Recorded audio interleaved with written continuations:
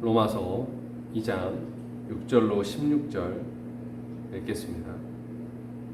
로마서 2장 6절로 16절. 하나님께서 각 사람에게 그 행한대로 부응하시되 참고 선을 행하여 영광과 존귀와 썩지 아니함을 구하는 자에게는 영생으로 하시고, 오직 당을 지어 진리를 따르지 아니하고 불의를 따르는 자에게는 진노와 분노로 하시리라. 악을 행하는 각 사람의 영에는 환난과 공고가 있으니 먼저는 유대인에게요 그리고 헬라인에게며, 선을 행하는 각 사람에게는 영광과 존귀와 평강이 있으리니 먼저는 유대인에게요 그리고 헬라인에게라. 이는 하나님께서 외모로 사람을 취하지 아니하심이라. 우리 율법 없이 범죄한 자는 또한 율법 없이 망하고, 우리 율법이 있고 범죄한 자는 율법으로 말미암아 심판을 받으리라. 하나님 앞에서는 율법을 듣는 자가 의인이 아니요 오직 율법을 행하는 자라야 의롭다 하심을 얻으리니, 율법 없는 이방인이 본성으로 율법의 일을 행할 때에는 이 사람은 율법이 없어도 자기가 자기의 율법이 되나니, 이런 이들은 그 양심이 증거가 되어 그 생각들이 서로 혹은 고발하며 혹은 변명하여 그 마음에 새긴 율법의 행위를 나타내느니라. 곧 나의 복음에 이른 바와 같이 하나님이 예수 그리스도로 말미암아 사람들의 은밀한 것을 심판하시는 그날이라. 아멘. 우리가 로마서는 믿음으로 구원을 받는다는 복음을 증거하는 책이라고 알고 있습니다. 맞습니다. 로마서는 믿음으로 구원받는다는 은혜의 복음을 전하고 있습니다. 그러나 로마서는 동시에 우리가 행한 대로 보응을 받는 세계를 말씀합니다. 신앙이란 지적인 알므로 끝나는 것이 아니라 실천하는 삶 자체입니다. 야고보 사도는 행함이 없는 믿음은 죽은 것이라고 말했습니다. 로마서에서 은혜의 복음을 강조하는 바울은 동시에 행한 대로 보응하시는 하나님을 말하며 우리로 신앙의 균형을 잃지 않게 하고 있습니다. 6절 7절에 하나님께서 각 사람에게 그 행한 대로 보응하시되 참고 선을 행하여 영광과 존귀와 썩지 아니함을 구하는 자에게는 영생으로 하시고, 하나님은 각 사람에게 그 행한 대로 보응하시는데 먼저는 참고 선을 행하여 영광과 존귀와 썩지 아니함을 구하는 자에게는 영생으로 하십니다. 참고 선을 행한다는 것은 하나님의 영광을 바라며 진리를 따라 좁은 길을 가는 것입니다. 바울은 너희 안에 착한 일을 시작하신 이가 그리스도의 날까지 이루실 줄을 확신하노라 하였습니다.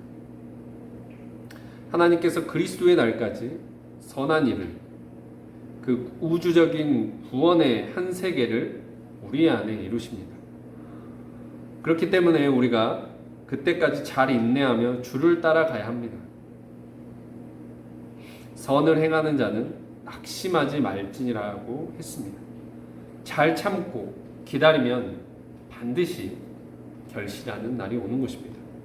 선을 행하고 영혼 구원을 하고 하나님의 영광을 바라보며 살아가는데 그 가운데 고난과 희생의 삶이 동반될지라도 그 길이 예수를 믿는 우리 그리스도인이 가야 할 믿음의 길이요 사랑의 길임을 기억해야겠습니다.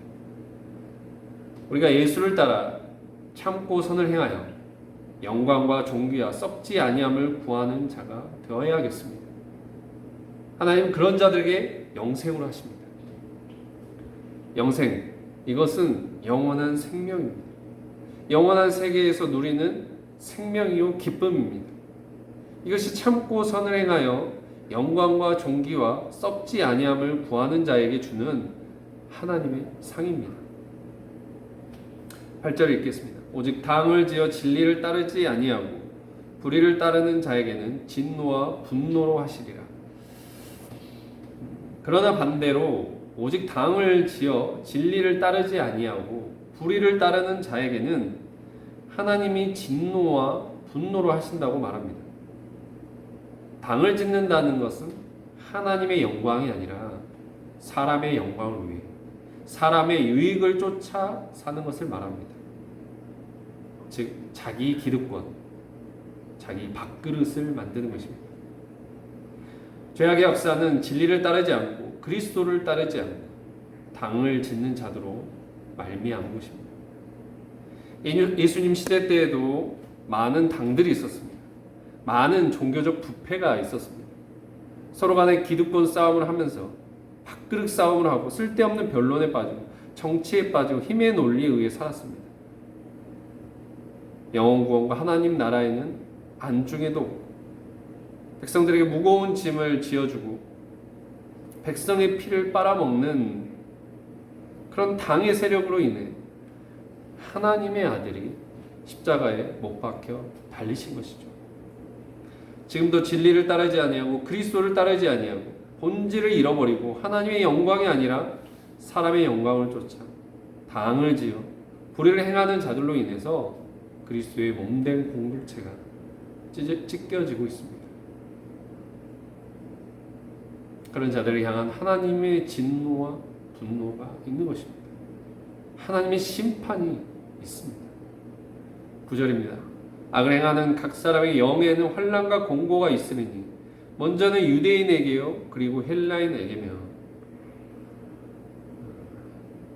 악을 행하는 각 사람의 영에게는 환난과 공고가 임한다고 했습니다.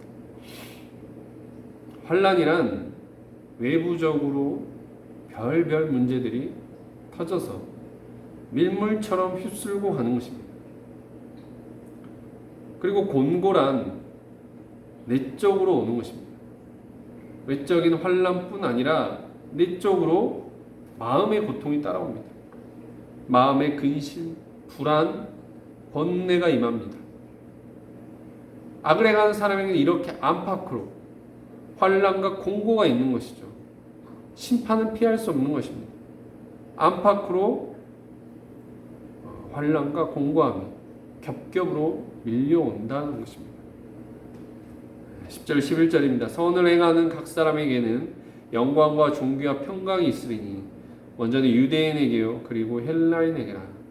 하나님께서 외모로 사람을 취하지 아니하십니다. 그러나 10절에 선을 행하는 각 사람에게는 영광과 존귀와 평강이 있다는 것입니다. 선을 행하는 자에게 영생으로, 악을 행하는 자는 멸망으로 향하게 됩니다. 그리고 이는 유대인과 헬라인이나 다 동일하게 적용이 되는 것입니다. 이중 잣대가 없습니다. 모든 사람이 그 행한 대로 보응을 받는다라는 거예요. 면책 특권 같은 것이 없습니다.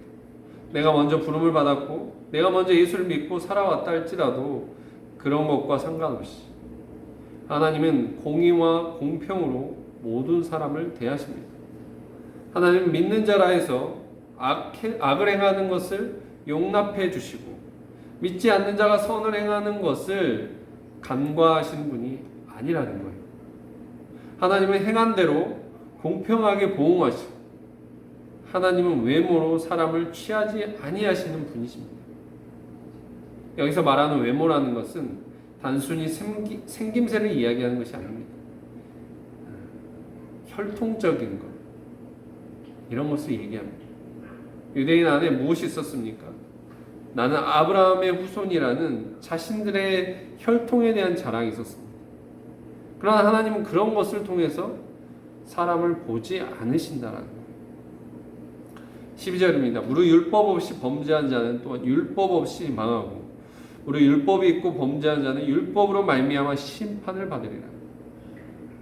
바울이 유대인의 죄에 대해서 말하니까 같이 듣고 있던 이방인들이 자신들은 그런 죄와 상관없다고, 죄 없다고 생각하는지 모릅니다. 이렇게 생각할 것입니다. 우리는 하나님의 법을 몰랐습니다. 이렇게 변명할지 모릅니다. 이렇게 법이 없으니 죄가 없는 것이 아니냐고 물을 수 있습니다.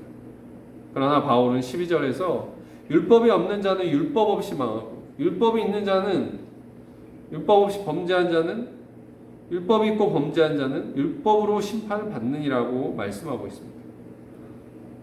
13절입니다. 하나님 앞에서는 율법을 듣는 자가 의인이 아니요 오직 율법을 행하는 자라야 의롭다 하심을 얻으리니. 14절, 15절 읽겠습니다. 율법 없는 이방인이 본성으로 율법의 일을 행할 때에는 이 사람은 율법이 없어도 자기가 자기에게 율법이 되나니 이런 이들은 그 양심이 증거가 되어 그 생각들이 서로 혹은 고발하며 혹은 변명하여 그 마음에 새긴 율법의 행위를 나타내느니라. 바울은 하나님의 법이 없는 이방인들이 본성에 따라서 하나님의 법이 명하는 것을 행하면 그들이 법이 없을지라도 그들 자신이 그 양심이 자기에게 하나님의 법이 된다고 말하고 있습니다. 이방인들은 하나님의 법을 모른다고 하지만 그 안에 모두 양심이 있습니다. 그러므로 하나님의 법을 알지 못해도 그것을 범하면 자기 안에 있는 양심이 변호사와 검사가 되어 때로는 송사하고 고발하고 변호한다라는 것입니다. 그래서 결국에 마음에 새겨진 율법의 행위들을 나타낸다라는 거예요. 하나님께서 모든 사람에게 양심을 주셨습니다. 그리고 그 양심의 증거를 누구도 피해갈 수 없는 것이죠. 그래서 모든 사람이 다 하나님의 심판대 앞에 서 있게 되는 것입니다. 16절입니다. 곧 나의 복음에 이른 바와 같이 하나님이 예수 그리스도로 말미암아 사람들의 은밀한 것을 심판하시는 그날이라. 이방인이나 유대인이나 하나님께서는 우리의 은밀한 것까지 모두 아십니다. 마음으로 짓는 죄까지 이 은밀한 죄를 다 아십니다. 아무도 모를 것 같죠. 사람은 모를지 모릅니다. 그러나 하나님은 다 아십니다. 그리고 심판의 한날 하나님께서 그 은밀한 것을 모두 끄집어내신다. 사람들이 은밀하게 범한 죄들을 모두 하나님께서 드러내셔서 심판하시는 날이 있다는 거죠. 행위로 드러내지 않고 마음으로 은밀하게 범했던 죄들이 드러나서 모두 심판을 받게 된다는 거예요. 오늘 이 사도의 경고를 깊이 새기면서 우리 안에 외식하는 죄를 회개하고 진정 하나님의 은혜로 서고 온전케 되는 우리가 되길 원합니다.